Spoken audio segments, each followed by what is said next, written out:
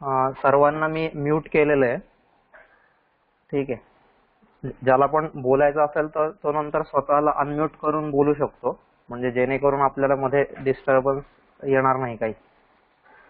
तर आता आपण सुरुवात करूया दुसऱ्या सर्गाला. दुसऱ्या सर्गातला पहिला श्लोक आहे, अथ प्रजानामधिप प्रभाते जाया प्रतिग्राहित गंधमाल्याम वनाय पीत प्रतिबद्ध वत्साम यशोधनो धेनुमृषेर्मुमोच. परत एकदा श्लोक वाचतो. अथ प्रजानामधिप प्रभाते जाया प्रतिग्राहित गंधमाल्याम वनाय पीत प्रतिबद्ध वत्साम यशोधनो धेनुमृषेर्मुमोच. असा हा पहिला श्लोक आहे. याच्यात सांगतायत ते, अथ प्रभाते यशोधनः प्रजानाम अधिपः जाया प्रतिग्राहित गंधमाल्याम पीत प्रतिबद्धवत्साम ऋषेः धेनुम वनाय मुमोच.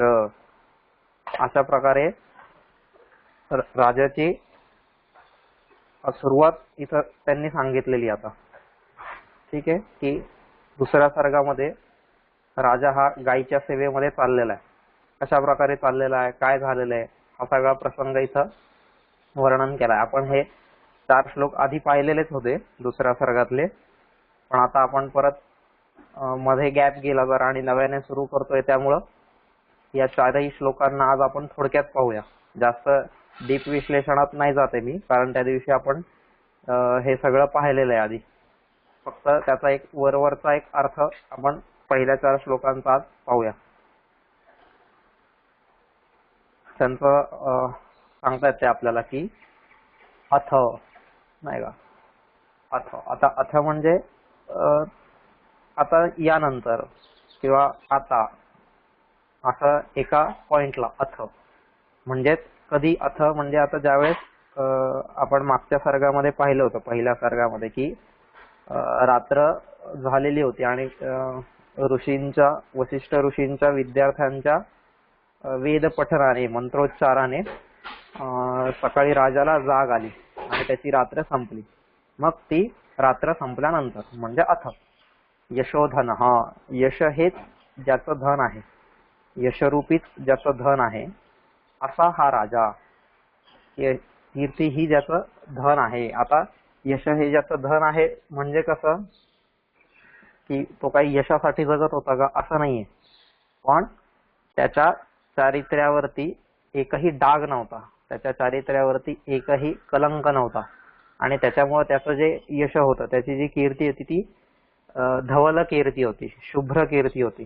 आणि अशी शुभ्र कीर्ती असलेला हे ज्याचं धन होतं, यश हेच ज्याचं धन होतं, असा प्रजानाम अधिपः, असा प्रजेचा राजा, प्रजेचा पालन करता, प्रजेचा रक्षण करता, असा जो राजा होता, तो राजा प्रजानाम अधिपः प्रभाते, सकाळी, प्रातःकाळी, जाया प्रतिग्राहित. आता प्रभाते म्हणजे पहाटे, नाही का, सूर्योदयाच्या पूर्वीच अशा वेळेस प्रभाते जाया प्रतिग्राहित गंधमाल्याम.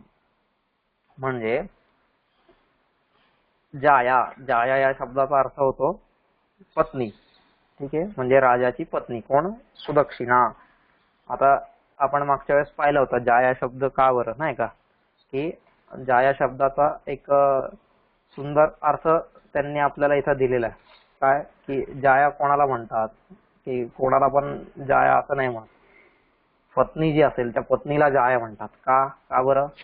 कारण पतिर्जायां प्रविशति गर्भो भूत्वेह मातरम तस्यां पुनर्नवो भूत्वा दशमे मासि जायते तज्जाया जाया भवति यदस्यां जायते पुनः. असं त्यांनी सांगितलेलं आहे. म्हणजे काय म्हणणं आहे त्यांचं, की पतिर्जायां प्रविशति गर्भः भूत्वा इह मातरम. म्हणजे पती हा काय होतो, की पती हा आईच्या गर्भातून परत जन्माला येतो, म्हणजेच पत्नीच्या गर्भातून पुन्हा जन्माला येतो, असं त्यांना इथं सांगायचंय. ठीक आहे, काय म्हणतायत ते, पतिर्जायां प्रविशति गर्भो भूत्वा इह मातरम. म्हणजे पती जो आहे तो पती आपल्या वीर्याद्वारे पत्नीच्या गर्भामध्ये प्रवेश करतो, आपल्या शुक्राणूद्वारे पतीच्या गर्भामध्ये प्रवेश करतो आणि नंतर पुन्हा एक नवीन जन्म घेऊन 10व्या महिन्यामध्ये तो तिच्या गर्भातून बाहेर पडतो, पुन्हा जन्माला येतो 10व्या महिन्यामध्ये. ठीक आहे. म्हणजे पती हा स्वतःच एक प्रकारे पत्नीच्या आतमध्ये प्रवेश करतो आपल्या शुक्राणूंद्वारे. त्याचे शुक्राणू म्हणजे तोच. मग त्याच्याद्वारे तो जेव्हा प्रवेश करतो आणि जेव्हा 10व्या जन्मामध्ये पुन्हा जन्माला येतो तर त्यावेळेस तोच आपोआप काय होतो, त्या पत्नीचा मुलगा होतो, नाही का. आणि म्हणून ती त्याची एक प्रकारे आई सुद्धा आहे. म्हणजे असा सुंदर हा शब्द संस्कृतात आहे, जाया. ठीक आहे, की जो तिच्यातून जन्माला येतोय असा. म्हणून पत्नीला जाया असा एक शब्द वापरलेला इथं, जाया प्रतिग्राहित गंधमाल्या. ठीक आहे. म्हणजे ती जी सुदक्षिणा होती त्या सुदक्षिणेकडून प्रतिग्राहित, नाही का, प्रतिग्राहिते, स्वीकारिते, नाही म्हणजे जिने स्वीकार केलेली आहे. काय काय स्वीकार केलेला आहे? गंधमाल्य ययासा, नाही का. प्रतिग्राहिते स्वीकारिते गंधमाल्य ययासा जाया प्रतिग्राहित गंधमाल्या अशी जी आहे. म्हणजेच कोण? अशी ती ऋषींची गाय. ठीक आहे. काय म्हणतात ते की राजपत्नी सुदक्षिणा हिच्या हाताच्या पूजेचा, हिच्या हातच्या म्हणजे तिच्या हातामध्ये ज्या काही पूजेच्या सामग्री होत्या सगळ्या, नाही का, गंध, फुलं, हार, इतर जे पण काय असेल ते सगळे जिने स्वीकार केलेला, त्या सगळ्यांचा जिने स्वीकार केलेला आहे अशा त्या गायीचा. आता हे सगळं हे जे विशेषण आहे जाया प्रतिग्राहित गंधमाल्यम हे विशेषण आहे गायीचं. ठीक आहे. अशा त्या गायीला, ठीक आहे, धेनुम असं पुढे येतं, धेनुम म्हणजे त्या गायीला. अजून एक तिच्यासाठी मध्ये एक विशेषण वापरलेलं आहे ते म्हणजे पीत प्रतिबद्ध वत्ताम. म्हणजे जिने प्यायल्यानंतर किंवा पाजून झाल्यानंतर जिचे वासरू बांधून ठेवलेले आहे अशी, नाही का. म्हणजे गायीला सकाळी सकाळी आपण काय करतो, तिच्या वासराला गायीकडे सोडतो ना दूध पिण्यासाठी. मग तसंच आहे, ही नंदिनी पण होती, तिच्या पण वासराला दूध पाजलेलं आहे आणि दूध पाजल्यानंतर जिच्या वासराला बांधून ठेवलेलं आहे अशी पीत प्रतिबद्ध वत्साम अशी ती जी गाय आहे. ऋषे हे धेनुम अशा त्या ऋषींच्या धेनूला, वशिष्ठ ऋषींच्या, वशिष्ठ मुनींच्या गायीला वनाय, वनामध्ये नेण्यासाठी, नाही का, वनाकडे, जंगलामध्ये चरण्यासाठी नेण्यासाठी मुमोच, मुमोच म्हणते त्याने सोडलेलं आहे. म्हणजे नाही का, आता रात्रभर जी गाय तिथं काही कुंपणामध्ये असेल किंवा खुंट्याला बांधून ठेवलेली असेल किंवा जे पण काय असेल तर तिथून त्या गायीला त्याने काय केलेलं आहे, सोडलेलं आहे. कुंपणात असेल तर कुंपणाचा गेट उघडून सोडलेलं आहे किंवा बांधलेली असेल तर बांधून सोडलेलं आहे. आपल्याला त्याच्यात काय जायचं नाही, कशी पण तिला त्याने मुक्त केलेली आहे. ठीक आहे. असा या पहिल्या श्लोकाचा अर्थ झाला. आपण ह्याच्यात जास्त डिटेल जात नाहीये कारण ह्या सगळ्या गोष्टी आपण आधी पाहिलेल्या आहेत. म्हणून परत एकदा या श्लोकाचा अर्थ सांगतो. नंतर पहाटे कीर्ती हेच ज्याची संपत्ती आहे, कीर्ती हेच ज्याचं धन आहे, असा तो राजा, नाही का, यशोधन, असा तो राजा ज्याने राजस्त्रीच्या हातातून, जिने राजस्त्रीच्या हातातून गंध, माळा इत्यादींचा स्वीकार केलेला आहे अशी. म्हणजेच हे गायीसाठी उदाहरण आहे. जाया प्रतिग्राहित गंधमाल्यम हे विशेषण गायीसाठी.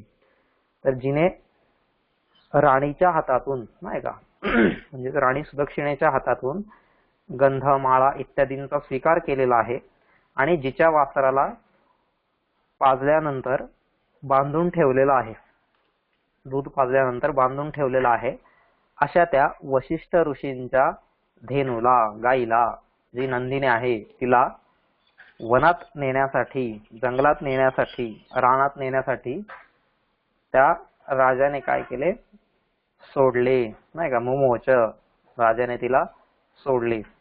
ठीक आहे. असा हा पहिला श्लोक आहे. म्हणजेच या श्लोकातून आपल्याला कळालं की राणी सुदक्षिणेने तिची पूजा केलेली आहे, गंध माळा हार इत्यादी सगळं तिला अर्पण केलेलं आहे. त्यानंतर दुसरी गोष्ट कळाली की राजाने सुद्धा त्या गाईला सकाळीच तिच्या वासराला तिचं दूध पाजलेलं आहे आणि हे पाजल्यानंतर त्या वासरू बांधून ठेवलेलं आहे आणि त्याच्यानंतर या राजाने त्या गाईला वनात चरायला न्यायला किंवा तिची सेवा करायला, चरण्यासाठी तिला जंगलामध्ये नेण्यासाठी मुक्त केलेलं आहे, सोडलेलं आहे. ठीक आहे. आणि मग ह्याच्यामध्ये राजासाठीचं विशेषण वापरलेलं आहे की यशोधन. हा ठीक आहे. असं हा पहिला श्लोक झाला. आता पुढचा श्लोक आहे दुसरा श्लोक. त्याच्यामध्ये आहे तस्याखुरन्यास पवित्र पांसुम अपांसो लानांधुरी कीर्तनीया मार्गम मनुष्येश्वर धर्म पत्नी श्रुतेरिवार्थम स्मृतिरन्वगच्छत. असा हा दुसरा श्लोक आहे. याच्यामध्ये सांगतायत, सुंदर आहे, परत एकदा वाचतो. तस्याखुरन्यास पवित्र पांसुम अपांसो लानांधुरी कीर्तनीया मार्गम मनुष्येश्वर धर्म पत्नी श्रुतेरिवार्थम स्मृतिरन्वगच्छत. सुंदर आहे हा पण श्लोक. हा पण आपण आधी पाहिलेला आहे. असा अन्वय आहे. अपांसुलानां धुरी कीर्तनीया मनुष्येश्वर धर्मपत्नी खुरन्यास पवित्र पांसुम तस्याः मार्गम श्रुतेः अर्थे स्मृती इव अन्वगच्छत. श्रुतेः अर्थम स्मृती इव अन्वगच्छत. ठीक आहे. म्हणजे काय म्हणतात ते आता आपण पाहूया एका शब्दाचा की अपांसुलानाम. अपांसुलानाम, पांसुल म्हणजे ज्याला आपण म्हणूया अशुद्ध किंवा धूळरहित किंवा असं आहे. आणि अपांसुल म्हणजे जे शुद्ध आहे किंवा धूळरहित अशी आहे. ठीक आहे.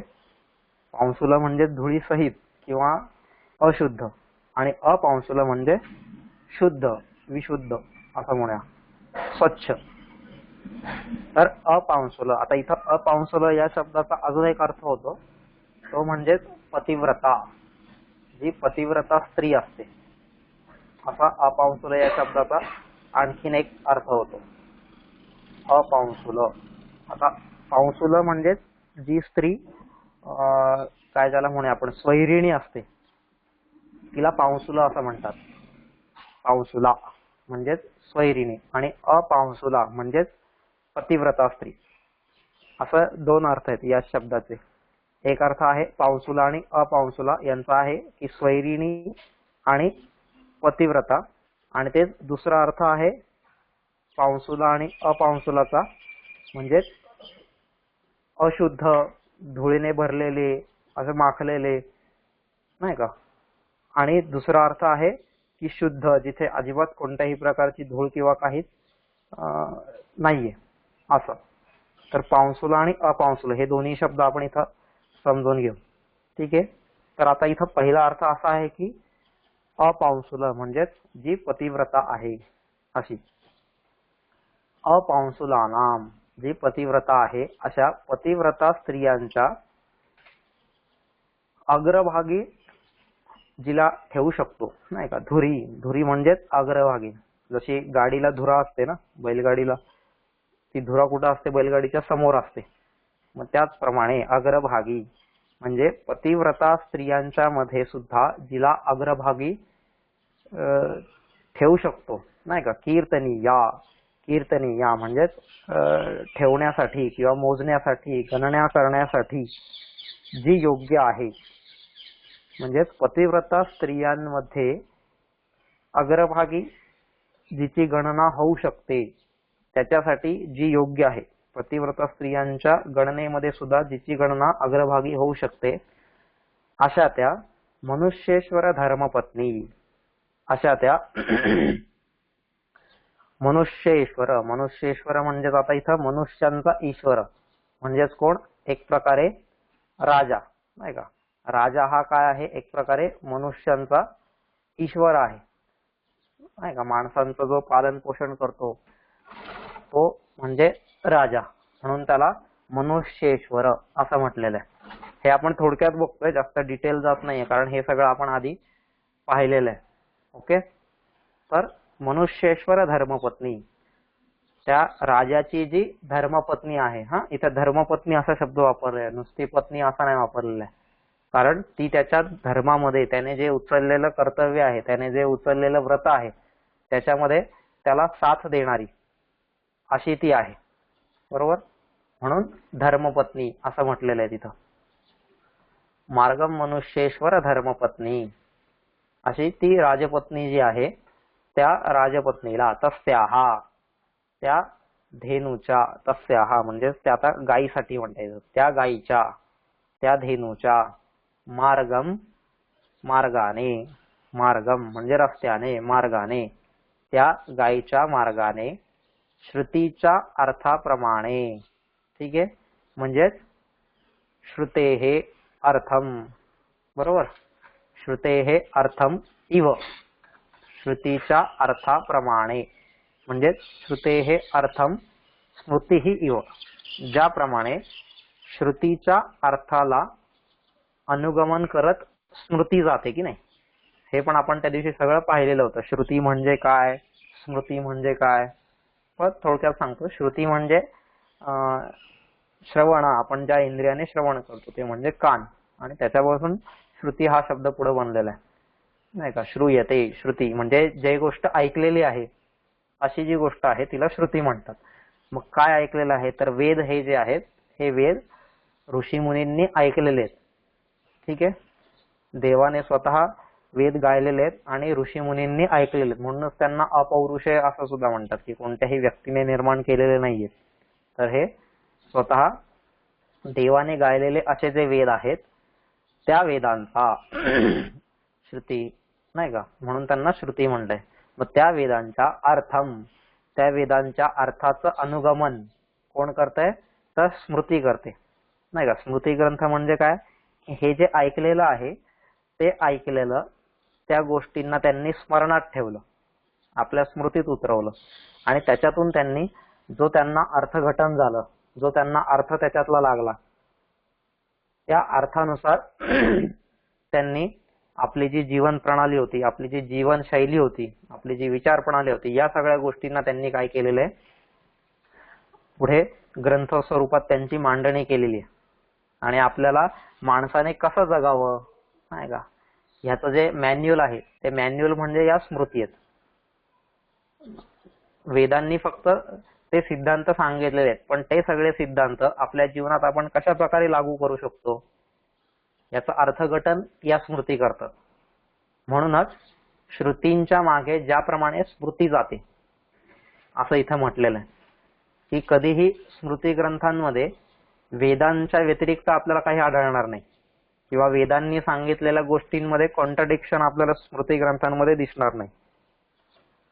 कोणती स्मृती असो, मग याज्ञवल्क्य स्मृती असो, पाराशर स्मृती असो, मनुस्मृती असो, किंवा अजून कोणत्या स्मृती असो, प्रत्येक स्मृती ग्रंथामध्ये आपल्याला जे वेदांचे विचार आहेत त्या वेदांच्या विचारांनाच फॉलो केलेल्या गोष्टी दिसणार, त्याच्या व्यतिरिक्त अजिबात दिसणार नाही. म्हणजेच जी वेदांनी जो मार्ग आखून दिलेला आहे त्याच मार्गाने वेदांच्या मागोमाग स्मृती जातात, नाही का. अजिबात एकही पाऊल इकडे तिकडे स्मृती ग्रंथ टाकत नाहीयेत. आणि त्याच्यामुळे आपण सुद्धा स्मृती ग्रंथांवरती कधीही लांछन लावू नये, किंवा त्यांच्याबद्दल न वाचता, न अभ्यास करता स्मृती ग्रंथांवरती कधीच टीका टिप्पणी सुद्धा करू नये. ठीक आहे. असा श्रुते हे अर्थम स्मृतीही इव, म्हणजे श्रुतीच्या अर्थांमध्ये, म्हणजे वेदांच्या अर्थाच्या मागे ज्याप्रमाणे स्मृती जाते त्याचप्रमाणे काय झालंय, ती अन्वगच्छत, ती मागोमाग गेली. ती म्हणजे कोण, राणी.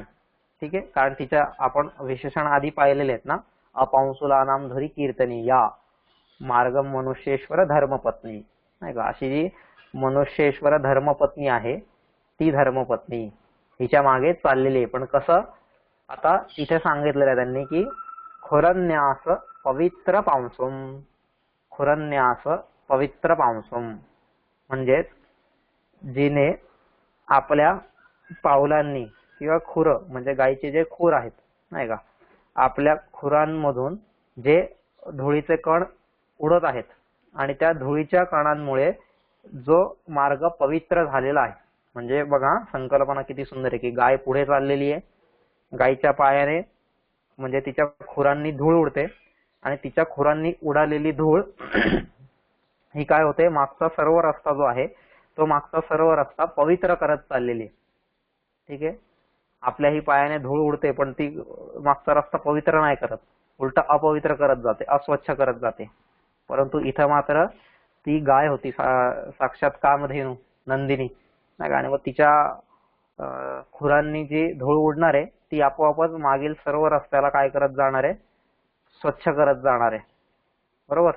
म्हणून मार्ग मनुष्येश्वर धर्मपत्नी खुरन्यास पवित्र पावसोम, म्हणजे आपल्या पदक्षेपाने ज्यांतील रजक कण पवित्र झालेले आहेत नाही का, त्या रस्त्यावरचे सगळेच धुळीचे कण पवित्र झालेले आहेत. असं पावसून म्हणजे धूळ नाही का, धुळीचे कण.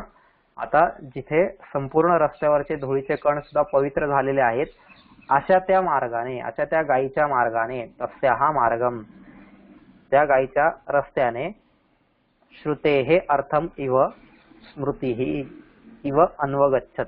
श्रुतेः अर्थम स्मृतिः इव अन्वगच्छत.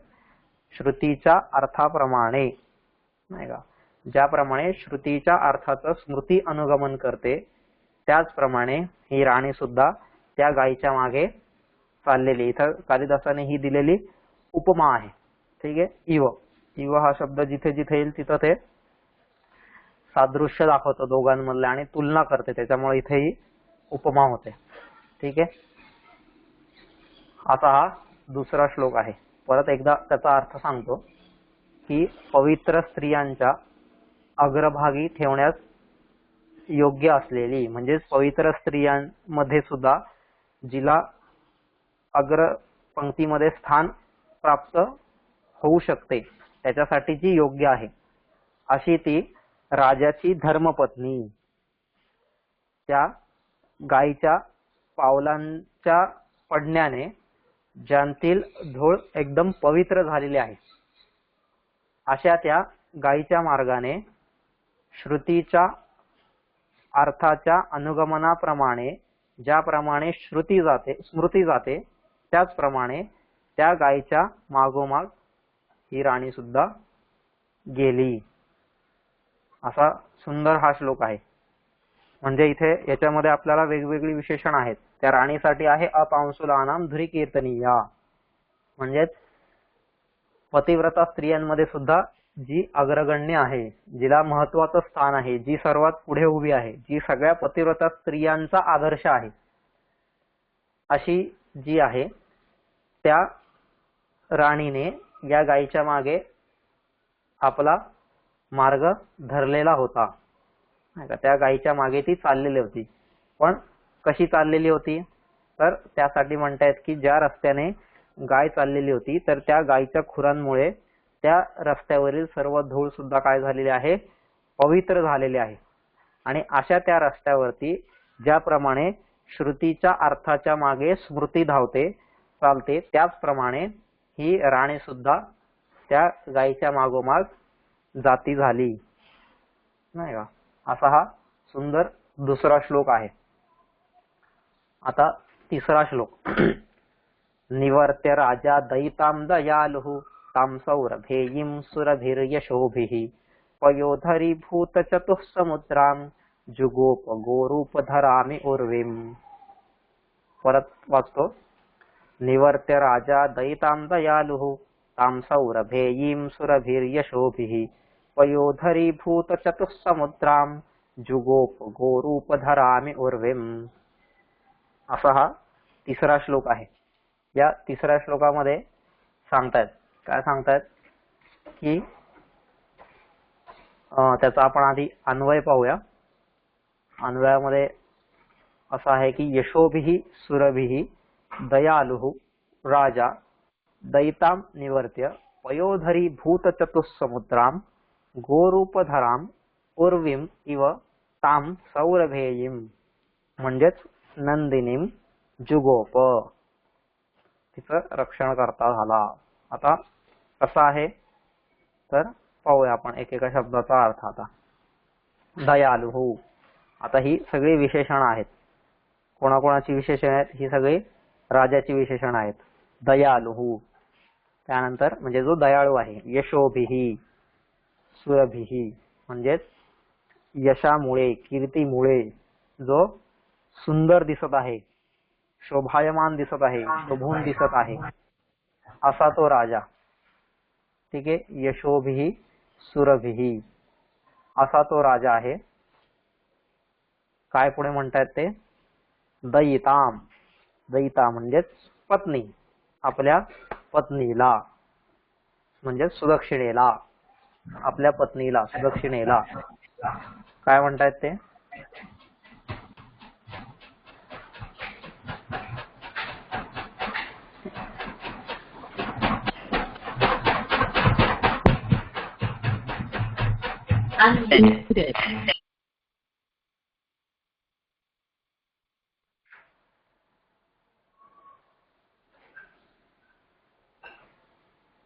तर त्या दयितेला म्हणजे आपल्या पत्नीला निवर्त्य. निवर्त्य म्हणजे परत मागे पाठवून, मागे परतवून. निवर्त्य. ताम सौरभेयीम त्या गाईला, त्या कामधेनूला, त्या नंदिनीला. ताम सौरभेयीम त्या नंदिनीला, त्या गाईला, त्या कामधेनूला. पयोधरी भूत चतुस्समुद्राम म्हणजेच 4 समुद्र हे जिथे स्तनरूप झालेले आहेत, नाही का, अशा त्या म्हणजे पयोधरी भूत चतुस्समुद्राम म्हणजे जिथे 4ही समुद्र हे स्तनरूप झालेले आहेत अशा त्या. गोरूपधराम अशा त्या गायीचं स्वरूप धारण केलेल्या. गोरूप म्हणजे गायीच्या स्वरूपात आलेल्या, व स्वरूप धारण केलेल्या. उर्वीम म्हणजेच पृथ्वी. उर्वी. उर्वी म्हणजेच पृथ्वी. हे पण सगळं आपण त्या दिवशी पाहिलेलं आहे की उर्वी का म्हणतात किंवा कसं कसं, ह्या सगळ्या गोष्टी पाहिल्या आहेत. पुन्हा एक जस्ट रिकॅप म्हणून आपण आज थोडक्यात बघतोय 4ही श्लोक. तर पयोधरी भूत चतुस्समुद्राम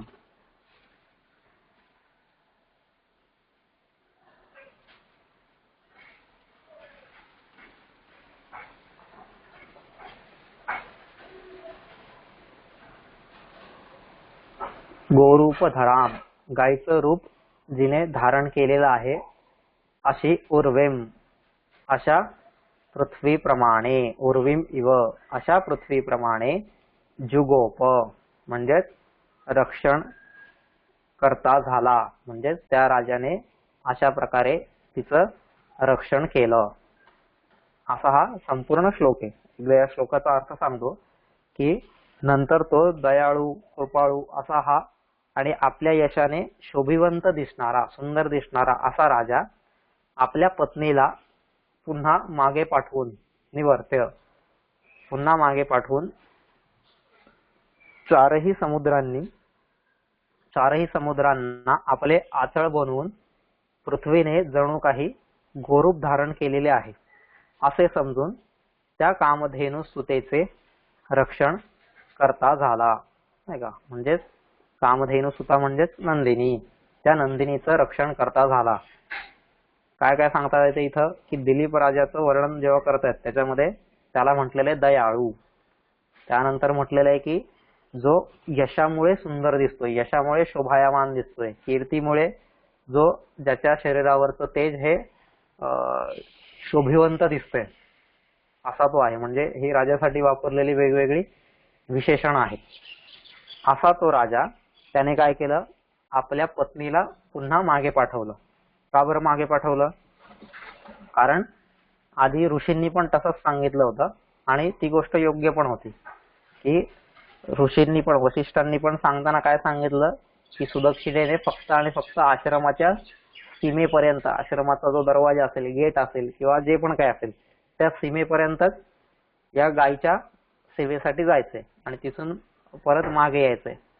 मग ती सीमा तपोवनाची इथं आलेली होती, आश्रमाची सीमा आलेली होती आणि म्हणून राजाने काय केलं, तिथून तिला पुन्हा मागे पाठवलेलं आहे, बरोबर.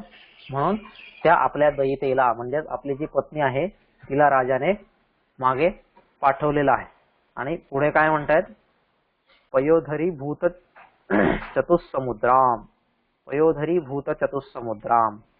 आता पयोधरी ही, आता इथं काय त्याचा अर्थ होतो की धरंती इति धराहा, नाही का, म्हणजे जे धरून ठेवतात. आता कोण काय धरून ठेवतायत, तर पयसाम धराहा, पयोधराहा असा शब्द आहे. पयसाम धराहा म्हणजे पयस म्हणजे दूध, जे दूध आहेत, दुधाला जे धारण करत आहेत, दुधाला जे धरून ठेवत आहेत किंवा दुधाला जे आपल्यामध्ये समाविष्ट करून ठेवत आहेत असे जे आहेत ते म्हणजेच पयोधराहा. म्हणजेच त्याला दुसरा शब्द आहे, आपण नॉर्मल भाषेत म्हणतो तो म्हणजे स्तन, नाही का, स्तनाहा पयोधराहा. जे नाही का स्तन काय असतात, तर स्तनांमध्येच दूध साठवलेलं असतं ना. गाईचे जे स्तन आहेत त्या गाईच्या स्तनांमध्येच दूध साठवलेलं आहे आणि त्यामुळे तिला पयोधराहा असं, म्हणजे त्याला त्या स्तनांना पयोधर असं म्हणतात. आता इथं स्त्री स्तनाब्दौ पयोधरौ म्हणजे स्त्रियांचा जे स्तन असतात त्याला पयोधर असं म्हणतात, असं सुद्धा अमरकोशामध्ये त्यांनी तिथं सांगितलेलं आहे.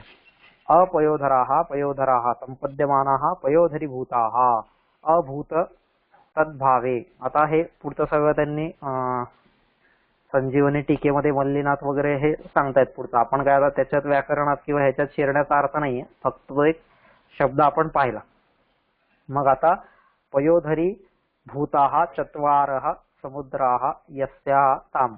आता जिच्या स्तनांमध्ये चारही समुद्र जणू काही धारण केलेले आहेत, नाही का. म्हणजे आता पृथ्वी आहे आणि पृथ्वीचे चार ज्याला म्हणूया की जे स्तन आहेत, चार आचळ जी आहेत पृथ्वीची, ती म्हणजे हे चार समुद्र आहेत ना. तर मग या चारही समुद्रांना जणू काही आपल्या आचळांमध्ये तिने धारण केलेलं आहे किंवा बनवलेलं आहे. जणू काही चारही समुद्रांना आपलं आचळ तिने बनवलेलं आहे. अशी जणू काही ही कोण आहे, गाय नसून ही वसुंधराच आहे, म्हणजे पृथ्वीच आहे. पण त्या पृथ्वीने सध्या इथं गायीचं रूप धारण केलेलं आहे. ठीक आहे, पृथ्वी आहे, पृथ्वीचं आचळ म्हणजेच हे चार समुद्र आहेत. पण आता इथं कालिदास म्हणतात की ही समोर जी उभी आहे ती गाय नाहीये, तर हे काय आहे, जणू काही ही पृथ्वी आहे आणि त्या पृथ्वीचे हे चार आचळ म्हणजे जे चार समुद्र आहेत, ते चार समुद्र म्हणजेच हे चार आचळ आहेत, असं आचळ आहेत असं समजून त्या राजाने काय केलेलं आहे, त्या कामधेनु सुतेचे म्हणजेच कामधेनुची जी मुलगी होती, कन्या होती, जिचं नाव आहे नंदिनी, त्या नंदिनीचं जुगोप रक्षण करता झाला. म्हणजे इथं राजाने सुद्धा मी एखाद्या गायीचं रक्षण करतोय असा त्याच्या मनामध्ये भाव नव्हता त्यावेळेस. तर मनामध्ये भाव काय होता की जणू काही गायीच्या रूपात आलेल्या पृथ्वीचंच मी संरक्षण करतोय, नाही का. आणि राजाचं कामच आहे ना ते, की राजाने पृथ्वीचं संरक्षण करावं असा इथे अर्थ आहे. आता ह्याच्यामध्येच त्यांना दुसरी गोष्ट काय सांगायची, परत एकदा संपूर्ण श्लोकाचा अर्थ सांगतो आधी, की नंतर तो दयाळू आणि आपल्या यशाने सुशोभित दिसणारा, शोभिवंत दिसणारा असा राजा आपल्या दयितेला म्हणजेच पत्नीला सुदक्षिणेला परत मागे पाठवून, परत मागे फिरवून, माघारी पाठवून चतुस्समुद्रांना आपले आचळ बनवून, आचळ म्हणजे सड, नाही का, चारही समुद्रांना जिने आपले सड बनवलेले आहेत किंवा आचळ बनवलेले आहेत अशा त्या वसुंधरेनेच, अशा त्या पृथ्वीनेच जणू काही गायीचं रूप धारण केलेलं आहे असं समजून त्या राजाने त्या कामधेनु सुतेचे म्हणजेच त्या नंदिनीचे रक्षण केले किंवा रक्षण करत होता. आता इथं त्यांना काय सांगायचंय की जणू काही ज्याप्रमाणे हा राजा पृथ्वीचं संरक्षण करत होता, नाही का, राजगादीवर बसून ज्यावेळेस तो संपूर्ण पृथ्वीचा कारभार करत होता, पृथ्वीचं संरक्षण करत होता, पृथ्वीच्या प्रत्येक बारीक सारीक गोष्टींवरती तो लक्ष ठेवून असायचा, नाही का. ही त्याची जबाबदारी होती, ते उचललेलं त्याने एक प्रकारे व्रत होतं. तर मग तिथं तो जितकी तत्परता दाखवायचा, कोणत्याही क्षेत्रामध्ये काहीही असो, नाही का, राजाला प्रत्येक क्षेत्रामध्ये तत्परता ही दाखवावीच लागते.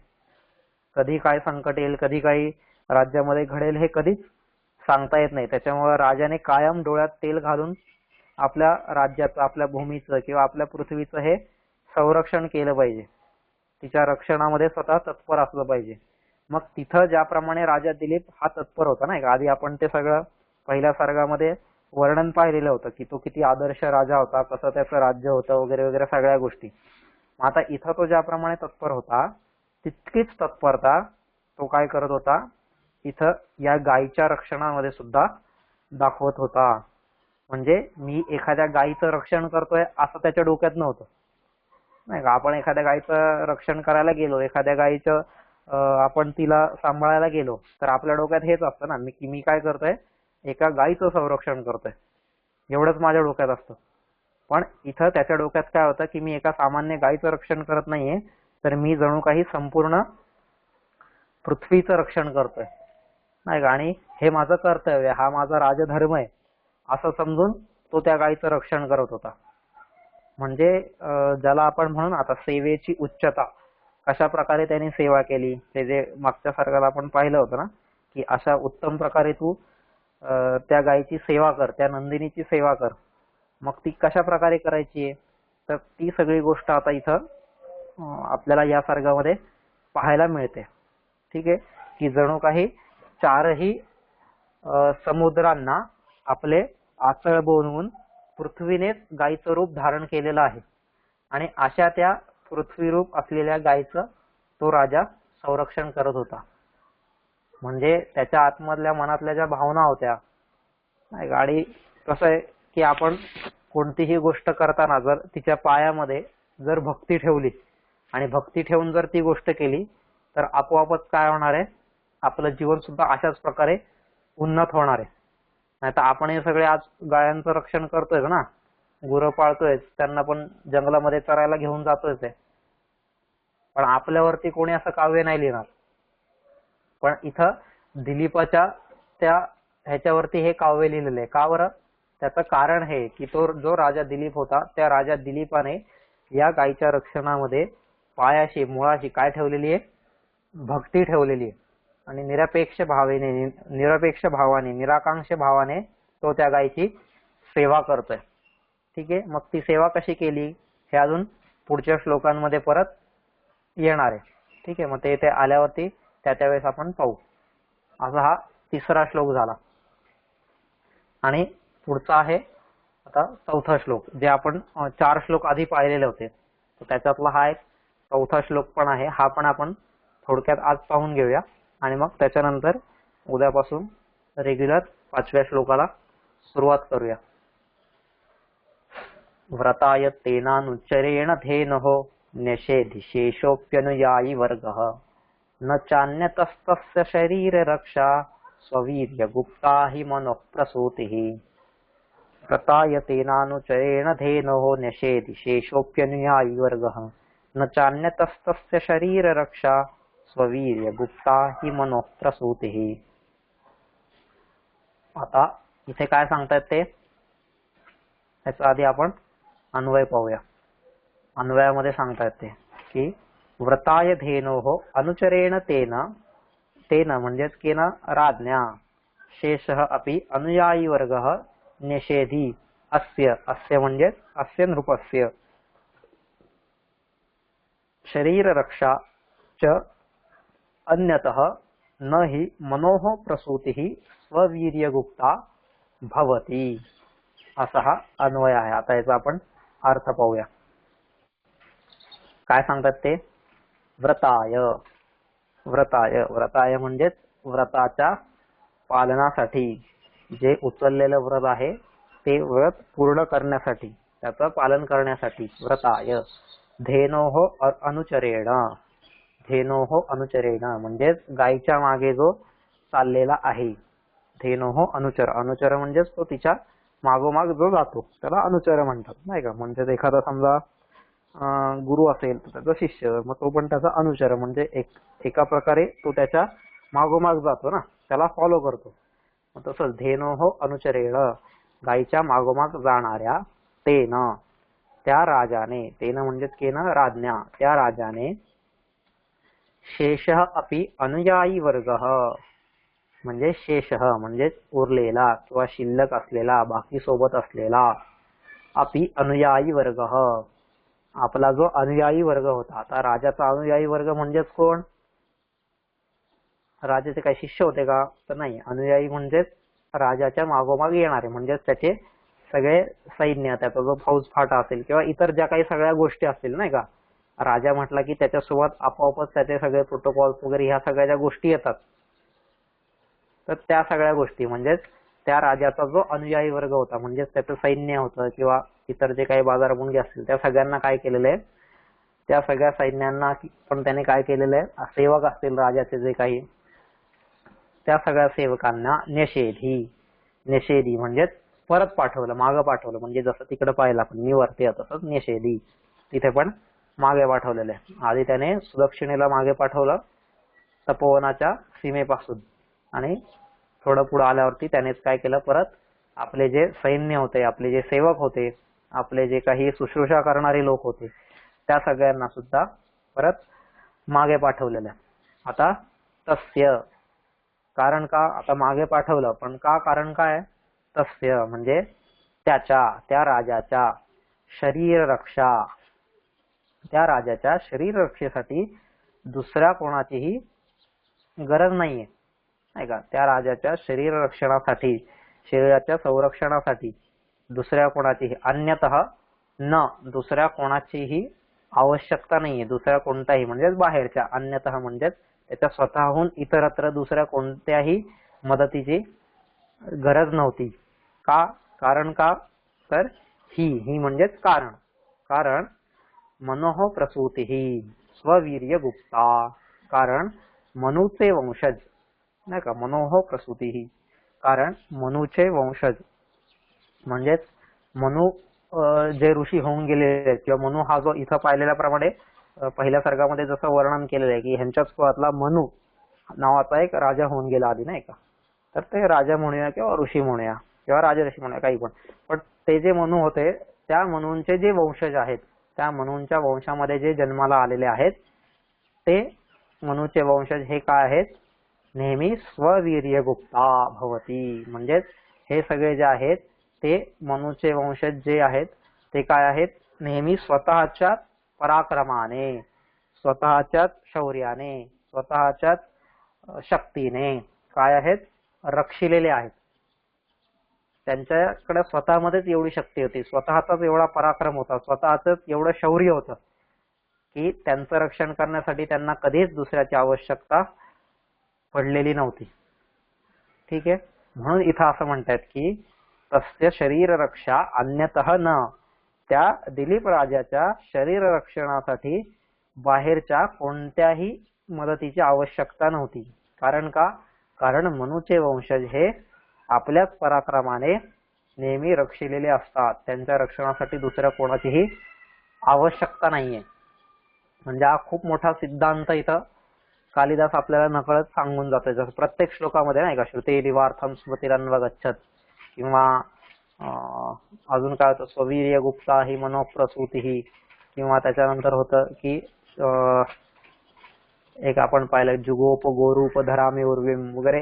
ह्या प्रत्येक श्लोकामध्ये कालिदास एक आपल्याला काहीतरी मोठा सिद्धांत सांगतोय, काहीतरी एक खूप जीवनात आपण उचलण्यासारखी गोष्ट सांगतोय की जी गोष्ट आपण उचलली तर आपलं जीवन सुद्धा काय होणार आहे, त्याचप्रमाणे विकासाच्या मार्गावरती सहज प्रकारे जाणार आहे. म्हणजेच या सगळ्या गोष्टी आता इथं पण कालिदासाने तेच सांगितलं की मनोः प्रसूतिः म्हणजे मनूचे वंशज. आता आपण सगळे कोण आहोत?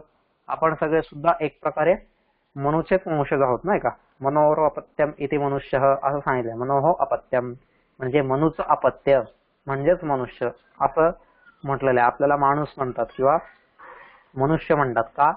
कारण आपण त्या मनूचे वंशज आहोत. आपला सगळ्यांचा पूर्वज कोण आहे? मनू आहे, आणि मनूचे आपण वंशज असल्यामुळे आपल्याला मनुष्य असं म्हटलेलं आहे. किंवा दुसऱ्या एका प्रकारे समजा गीतेमध्ये जरी पाहिलं आपण, तर गीता पण काय सांगते, मम वर्त्मानुवर्तन्ते मनुष्य, की जो भगवंताच्या सांगितलेल्या मार्गाचं अनुसरण करतो, त्याने सांगितलेल्या मार्गावरती जो चालतो त्याचं नाव मनुष्य आहे, नाही का. जो भगवंताला फॉलो करतो तो मनुष्य आहे. आणि मग जो भगवंताला फॉलो करेल किंवा जो या वंशामध्ये जन्माला घेईल अशा, तो काय असणार आहे, तो आपोआपच स्वतःच्या पराक्रमाने रक्षिलेला असणारच आहे, नाही का. कारण का, मम वर्तमान वर्तन्ते मनुष्य. आता असं जेव्हा आपण म्हणू त्यावेळेस काय होणार आहे,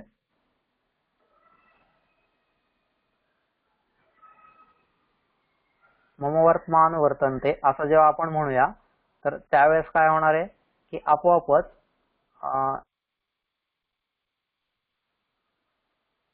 ह्या ज्या सगळ्या गोष्टी आहेत तर या सगळ्या गोष्टींमध्ये भगवंत काय करणार आहे, माझं प्रत्येक वेळेस स्वतः रक्षण करणार आहे, नाही का. कारण त्याने ते वचन दिलेलं आहे गीतेमध्ये तसं, की मी सगळ्यांचं रक्षण करणारच आहे, नाही का. परित्राणाय साधूनाम वगैरे वगैरे या सगळ्या गोष्टींमध्ये भगवंतानी ती गोष्ट सांगितलेलीच आहे. म्हणून मी जर मनुष्य झालो तर आपोआपच काय होणार आहे, मला बाहेर दुसऱ्या कोणत्याही रक्षणाची गरज नाही, कारण त्यावेळेस माझा पराक्रमच इतका असणार आहे की आपोआपच माझा पराक्रम म्हणजेच तो भगवंतच माझं काय करणार आहे, रक्षण करणार आहे. आता इथं दोन्ही अर्थाने आहे. पराक्रम म्हणजेच आता राजा दिलीप जो होता तो राजा दिलीप तेवढा शूरवीर होताच, पराक्रमी होताच, नाही का. आपण जसं त्याचं आधी सगळं वर्णन पाहिलेलं आहे की कसा होता तो, वृषस्कंद होता वगैरे वगैरे, नाही का. त्याचे हात लांब होते, खांदे मजबूत होते, शरीर पिळदार होतं वगैरे, ह्या सगळ्या गोष्टी होत्याच. म्हणजे तो स्वतःचं संरक्षण करण्यासाठी समर्थ होताच, पण भगवंत सुद्धा त्याचं संरक्षण करतच होता, नाही का. असा तो स्वतःच्या पराक्रमाने रक्षिलेला स्ववीर्य गुप्ता असा तो मनूचा वंशज होता. ठीक आहे. पुन्हा या श्लोकाचा अर्थ सांगतो एकदा, की व्रताचं पालन करण्यासाठी गायीच्या मागे मागे राहणाऱ्या त्या राजाने आपल्या उरलेल्या सेवकांना, सैनिकांना सुद्धा सुट्टी दिली, त्यांना सुद्धा मागे पाठवलं, परत आश्रमामध्ये पुन्हा पाठवलं. आता त्याला स्वतःचं रक्षण करण्याकरता बाहेरच्या मदतीची आवश्यकता नव्हती, कारण स्वतःच्या पराक्रमाने स्वरक्षण करणे हाच तर काय आहे, मनूच्या वंशजांचा गुणधर्म आहे. मनूचे जे पण वंशज आहेत त्यांचा हा गुणधर्म आहे की ते स्वतःच्या पराक्रमाने, मग ते पराक्रम बुद्धीचा असेल, शक्तीचा असेल, बाहूचा असेल किंवा अजून तपाचा असेल, कोणत्याही प्रकारचा पराक्रम जो आहे त्या पराक्रमाने ते स्वतःचं संरक्षण करण्यासाठी समर्थ होते. हा त्यांच्या वंशाचा संपूर्ण जे मनूचे वंशज होते त्यांचा काय होता, स्वभावगत गुणधर्म होता. ठीक आहे. मग आपण सुद्धा अशाच प्रकारे आपलं जीवन झालं पाहिजे. आणि हे सगळं त्यांनी का केलेलं होतं, कशासाठी, तर ते सगळं व्रताचं पालन करण्यासाठी. व्रत म्हणजे त्याला म्हणतात ना की जे मी स्वतः उचललेलं आहे त्याला व्रत म्हणतात. आणि एखाद्याने माझ्यावरती लादलेलं आहे, नाही का, तू हा 16 सोमवार उपवास कर, तू ते कर, तू ते कर, असं केल्यावर काय होतं, त्याने मला सांगितलंय आणि मग मी ती गोष्ट करतोय, म्हणजे याला काय झालं, लादणं म्हणतात. आणि अशी गोष्ट जर लादलेली असेल तर माणूस काय तितक्या तत्परतेने म्हणा किंवा तितक्या तन्मयतेने, तल्लीनतेने अजिबात ती गोष्ट करत नाही. आणि मग त्याचे जे रिझल्ट आपल्याला हवे असतात, त्याच्यातून जे परिणाम हवे असतात ते परिणाम आपल्याला कधीही दिसत नाहीत, नाही का. आपण समजा एखाद्या मुलाला म्हटलं सारखं तू अभ्यास कर रे, अभ्यास कर रे, आता त्याला जर करायचंच नसेल आणि आपण जरी त्याला अभ्यासाला बसवलं तरी काय करणार आहे, आपली पाठ वळली का तो परत त्याची जी काही मस्ती असेल, त्याचं जे काही इतर काम असतील ती तो करत राहणार, पण अभ्यास नाही करणार. पण तेच एखादा मुलगा जर स्वतःहून अभ्यासाला बसला तर उलट त्याला आपल्याला 4 वेळेस सांगायला लागला, अरे आता बस कर, आता नको करू तू, नाही का, जरा बाहेर खेळायला जा, इतर काही गोष्टी कर. हा त्यातला फरक असतो. म्हणजे त्याने ते उचललेलं जेव्हा असतं तेव्हा उचलल्यानंतर जी पण काही संकट येतील, जे पण काही विघ्न येतील, जे पण काही बाधा अडथळे येतील ते सगळे तो स्वतः स्वीकार करत जातो आणि त्यांना ओलांडून तो पुढे जात जातो. मग तो थांबत नाही तिथं. त्याला व्रत म्हणतो आपण, नाही का. एकदा उचललेलं व्रत आहे, मग त्याच्यासाठी मला थांबायचं नाहीये, काहीही जरी झालं तरी त्या व्रतासाठी मी थांबणार नाही, त्या व्रताचं पालन मी करतच राहणार आहे. मग तसंच इथं ह्या राजा दिलीपाने सुद्धा काय केलं होतं, हे एक व्रत उचललं होतं आणि त्या उचललेल्या व्रतासाठी जे पण काही करावं लागेल त्या सगळ्या गोष्टी तो करत होता. आता ते बघू आपण पुढे अजून कसं काय काय, म्हणजे एवढा मोठा चक्रवर्ती सम्राट नाही का, त्याचं राज्य समुद्रांच्या क्षितिजापर्यंत त्याचं राज्य पसरलेलं होतं. असा तो सम्राट जो होता, आसमुद्र क्षितिशानाम अनाकर्त वर्तमानाम, एवढा महान सम्राट, पण तो काय करतोय तर एका गायीच्या मागे जंगलामध्ये वणवण भटकतोय नाही का. अजून ते सगळं पुढे वर्णन येईल की कशा प्रकारे तो तिची सेवा करतोय. त्यावेळेस आपल्याला वाटेल बापरे हे असं कसं काय, तर ते त्याने उचललेलं व्रत आहे म्हणून तो ह्या सगळ्या गोष्टी करतोय. त्याच्यावरती ते कोणी लादलेलं नाही. जरी ऋषी वशिष्ठांनी त्याला सांगितलंय की तू अशा अशा प्रकारे तिची सेवा कर, पण तरीही ऋषी वशिष्ठांना विचारायला तोच गेला होता ना की काय करायचंय, आणि त्यांनी सांगितल्यानंतर हा आता ते पाठीवरती ओझं लादलंय मग त्या गाढवासारखं चाललंय घेऊन, असं नाहीये. तर ते त्याने स्वतःहून उचललेले. आणि व्रत त्यालाच म्हणतात, ज्यावेळेस आपण व्रत उचलतो तर त्या व्रतामध्ये काही ना काही संकट असतात.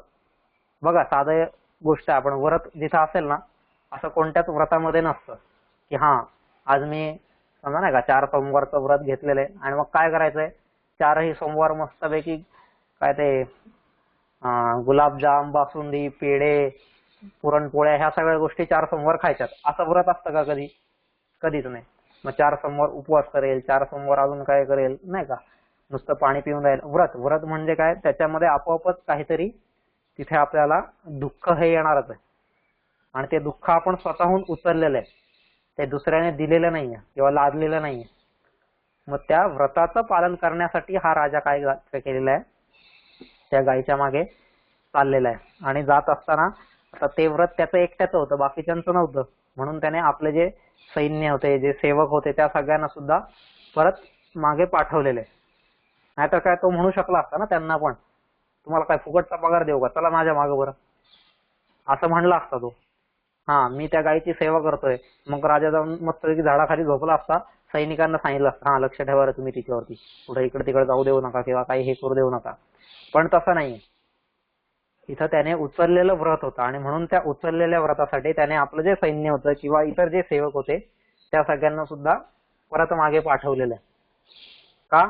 आणि त्याच्या सैनिक बॉडीगार्ड असतात ना, हे सैनिक वगैरे सगळे लोक, कशासाठी तर रक्षण करण्यासाठी.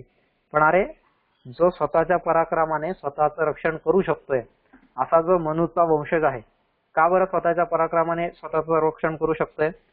कारण मनूने तशा विचारांचं सिंचन त्यांच्यामध्ये केलेलं आहे नाही का, म्हणून मनुस्मृती ही वंदनीय आहे. त्याचं कारण काय की तसे संस्कार तिने आपल्यामध्ये भरलेले आहेत की ज्या संस्कारांनी माणूस काय स्वतःचं संरक्षण स्वतः करू शकतोय नाही का, दुसऱ्याच्या मदतीची अपेक्षा नाहीये, दुसऱ्याकडे हात मागण्याची अपेक्षा नाहीये, काही गरज नाही. तिथं आपण स्वतःच्या पायावरती उभं राहू शकतोय.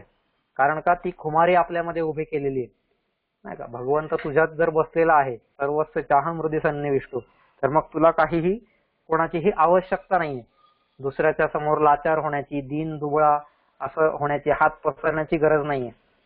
तू तुझ्या पराक्रमाने तुझं शिखर गाठू शकतोस. ही खुमारी तिथं उभी केलेली होती. आणि म्हणूनच सांगितलंय की काय म्हणतात ते, स्ववीर्य गुप्ता ही मनुप्रसूती ही, मनूचे जे वंशज आहेत, मनूची जी प्रसूती आहे, म्हणजे मनूचे जे पुत्र आहेत किंवा त्याच्या वंशात जन्माला आलेले जे लोक आहेत, त्यांना कधीही स्वसंरक्षणासाठी दुसऱ्याची आवश्यकता नाहीये.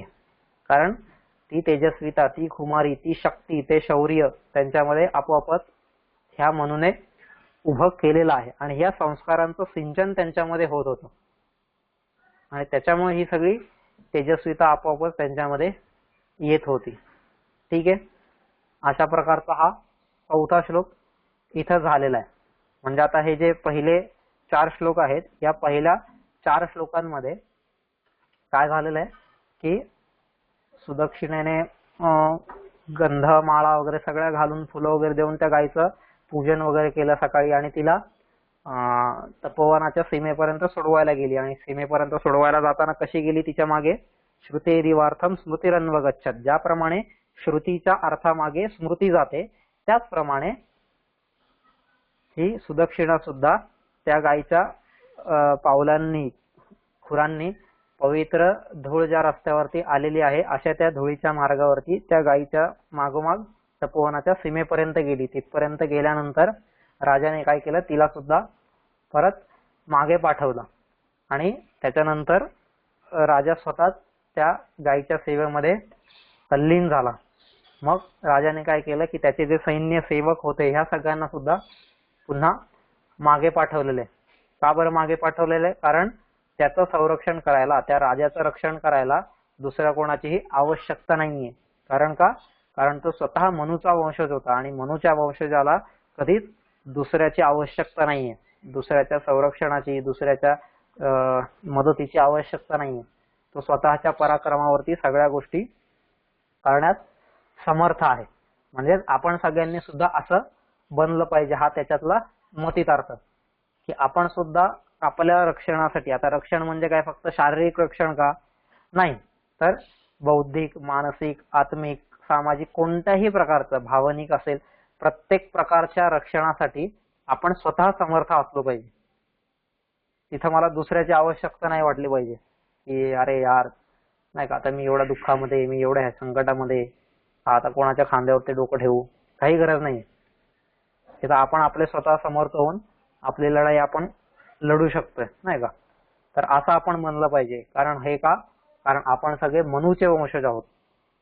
जसं आपल्या ह्याच्यात मनू म्हणतात, किंवा ख्रिश्चनांमध्ये ऍडम आणि ईव म्हणतात, किंवा मुसलमानांमध्ये आदम आणि हव्वा, तसं आपल्याकडे मनू आणि इडा वगैरे ह्या सगळ्या संकल्पना आहेत की प्रत्येकाने सृष्टीच्या सुरुवातीला एक माणूस मानलेला आहे.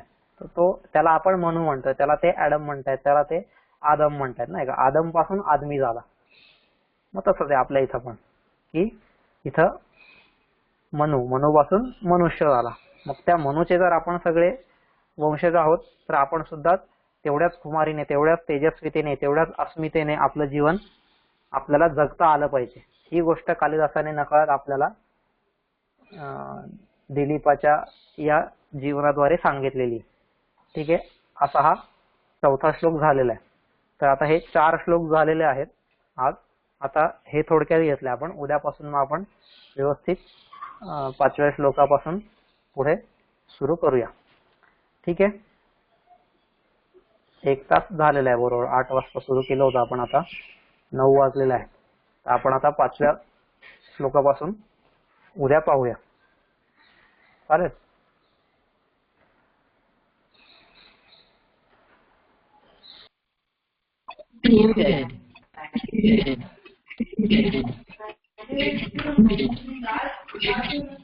आपण आता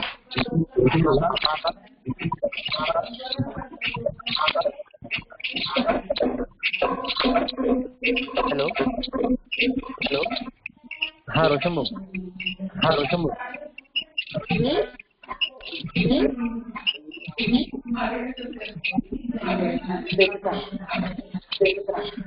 हा हॅलो, हा रोशन भाऊ, आवाज कट होतोय. एक मिनिट. जे लोक बोलत नाहीयेत त्यांनी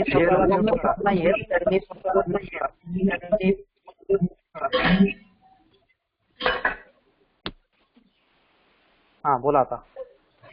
हा मी एक प्रश्न होता.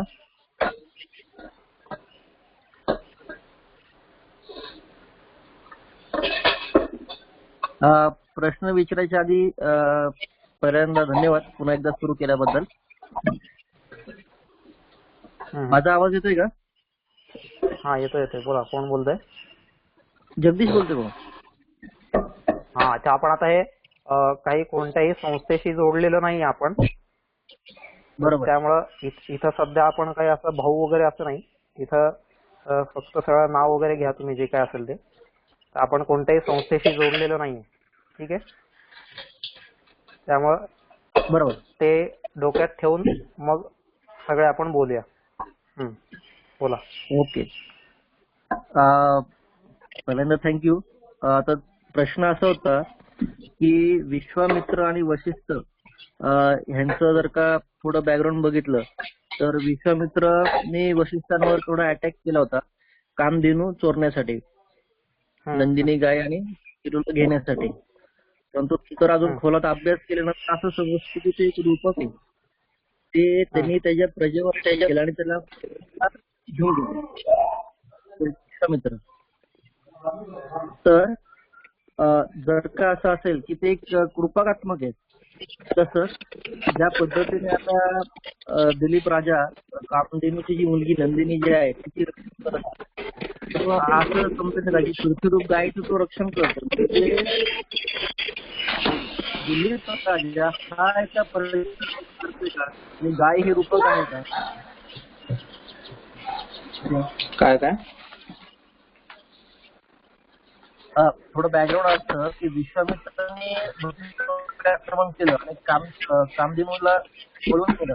तर मग एक उपकार प्रजा प्रजेला ते आवाज गेले. आवाज येत नाही, आवाज कट होतोय. आता येतोय का? हा येतोय. तर जसं विश्वामित्राने कामधेनूला घेऊन गेले आणि मग वसिष्ठांकडनं, तर ते कामधेनू नथिंग बट प्रजा इथल्या लोकांना घेऊन गेले नाही का. तसंच आज आपण जसं बघितलं की कामधेनूची जी मुलगी नंदिनी आहे तिचे रक्षण दिलीप राजा करतोय. पृथ्वीच्या रूपाने गाय आहे. तर मग गाय ही एक संबोधन आहे का प्रजेचं? म्हणजे दिलीप राजे हे प्रजेचं संगोपन करतोय का? त्याला गाय हे नाव दिलंय का? प्रत्यक्षच गायी आहे. प्रत्यक्ष गाय आहे. आता आपण एवढं गेल्या सर्गापासून तीच तर गोष्ट बघतोय ना की गाय आली, बसली, सगळ्या गोष्टी गेल्या, गाय येतो इथे. Okay okay.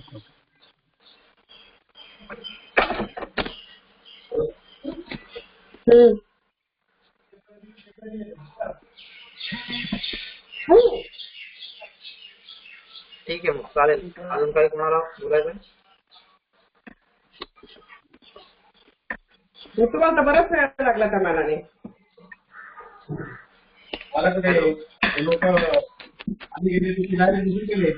नाही भाऊ. बरं ठीक आहे, अच्छा. आणि मग 8:20च्या स्लॉट मध्ये एका स्लॉट मध्ये किती जण सोडता? अच्छा, मग ते बाहेर निघाले की मग बाकीच्यांना का?